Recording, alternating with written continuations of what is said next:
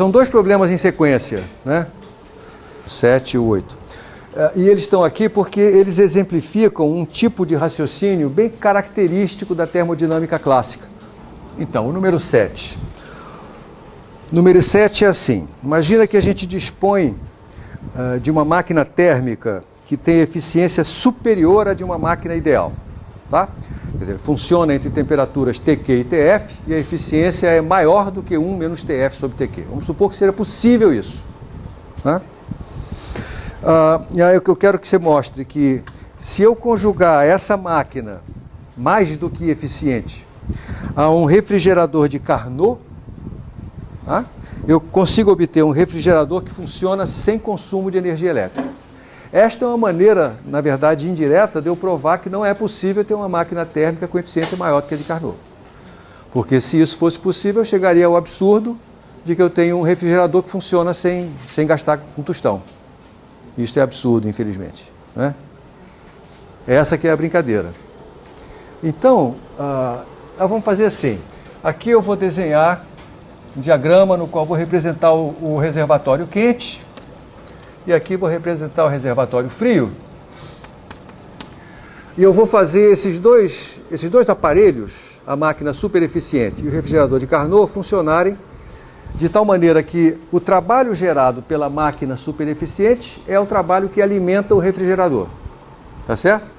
Então aqui vai ter um canal pelo qual o trabalho vai fluir, vai ser produzido pela máquina e é esse trabalho que vai fazer o refrigerador funcionar. Ora, então, nessa máquina eu vou ter aqui o canal de entrada do calor que vem da fonte quente.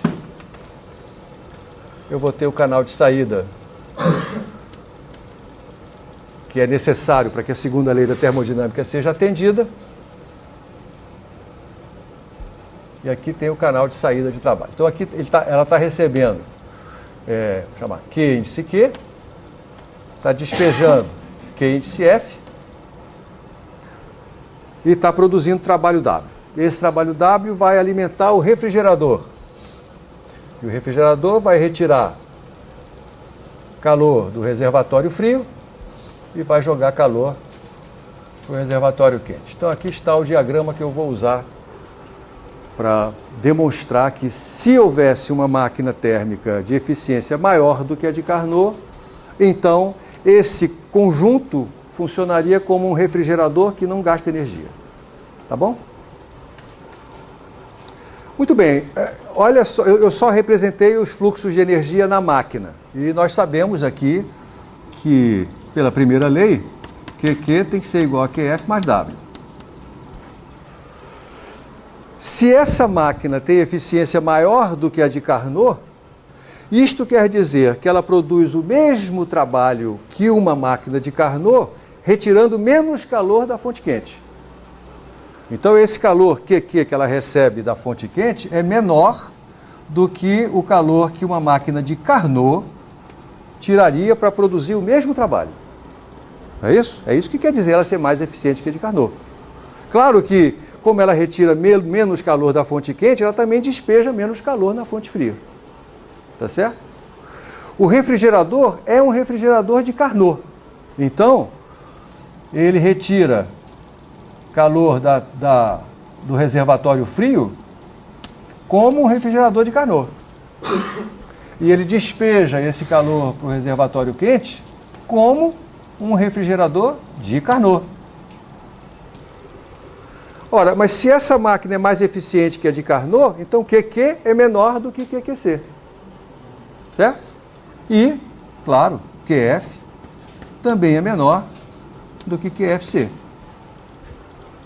Então, o resultado global disso é que, veja, essa máquina injeta calor QF, enquanto o refrigerador tira QFC. Então, na fonte fria, entra um calor, sai outro maior. Então, isso aqui é idêntico a uma situação na qual eu tenho na fonte fria um fluxo de calor que é QFC menos QF. Isso aqui é positivo. Não está havendo saída de calor da fonte fria. Aqui está o refrigerador, que é equivalente a isso aí. Veja, ele não tem porta de entrada para trabalho, porque a porta de entrada é interna, né? Então não tem trabalho sendo usado de nada de fora. E o que ele está fazendo? Ele está jogando calor para o reservatório quente. E o calor que ele está jogando para o reservatório quente é QQC menos QQ.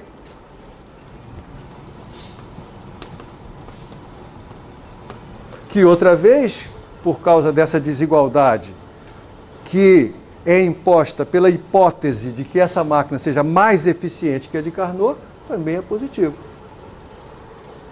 Então, o resultado de juntar essas duas peças é que eu tenho um aparelho, que é a combinação desses dois, cujo único efeito é tirar calor da fonte fria, jogar calor na fonte quente, sem precisar de trabalho externo nenhum.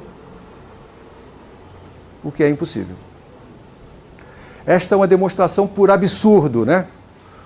Típica do raciocínio da termodinâmica. Eu suponho, por absurdo, que seja possível uma máquina mais eficiente que Carnot e mostro que o resultado de eu supor isto como verdade me conduz a uma situação que é claramente absurda.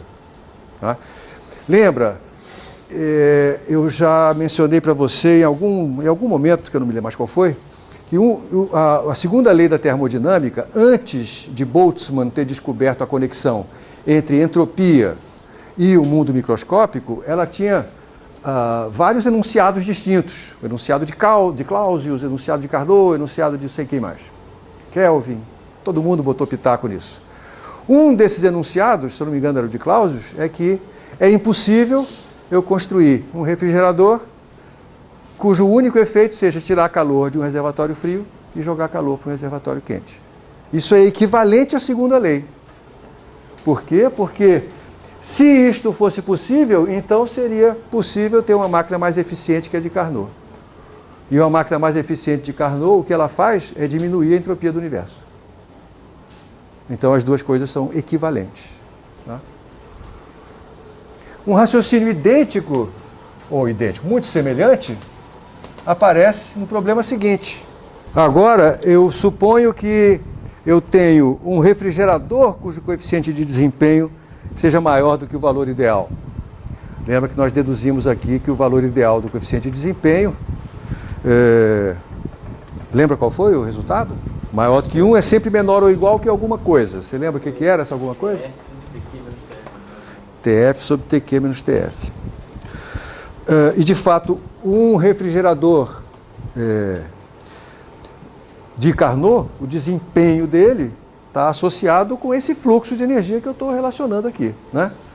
Esse aqui é um refrigerador de Carnot. O desempenho dele, o coeficiente de desempenho dele, é o quociente entre o que eu ganho é QFC, e o que eu pago, que é W. Né? QFC sobre W. E é isso que vai dar a relação que o Caio relembrou aqui. Então, eu vou supor que eu tenho um refrigerador com coeficiente de desempenho maior que o de Carnot. Significa que, para o mesmo trabalho, eu tiro mais calor da fonte fria. Ou ainda, que para tirar o mesmo calor da fonte fria, eu preciso de menos trabalho. Tá certo? Então, o refrigerador significa que, para tirar uma certa quantidade de calor da fonte fria, o trabalho que eu preciso é menor do que o trabalho de Carnot. Tá certo? Então eu vou usar o mesmo desenho. Eu vou juntar o refrigerador mais eficiente que o de Carnot com uma máquina de Carnot. Então agora isso aqui é tudo... Então eu usei mal os símbolos, né? Em vez de escrever o símbolo desse jeito, eu vou escrever agora assim. Tá?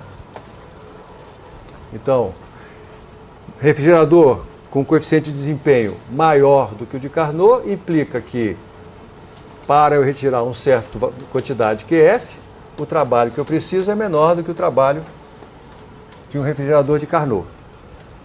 Então eu vou desenhar, vou acoplar esse refrigerador de super desempenho com uma máquina térmica de Carnot. E vou fazer essa máquina funcionar de tal maneira que ela retire da fonte fria, ou ela injete na fonte fria, exatamente a mesma quantidade que esse refrigerador tira. Tá certo? Ora, então, eu vou usar um QF aqui. Isso quer dizer que o trabalho que essa máquina vai gerar vai ser o WC, que eu estou mencionando lá em cima, que é maior do que o W. Então, essa máquina, vou fazer isso, representar desse jeito assim. Aqui está entrando W, mas o que está saindo da máquina é maior. Então, aqui está saindo WC e aqui está entrando W. Então, a diferença entre os dois eu posso usar para alguma coisa fora. Eu só preciso de uma parte desse WC para fazer o refrigerador funcionar. Tá certo? Ora, como o WC é maior do que W, mas os dois QF são iguais, então o QQC tem que ser maior do que o QQ. Pela primeira lei.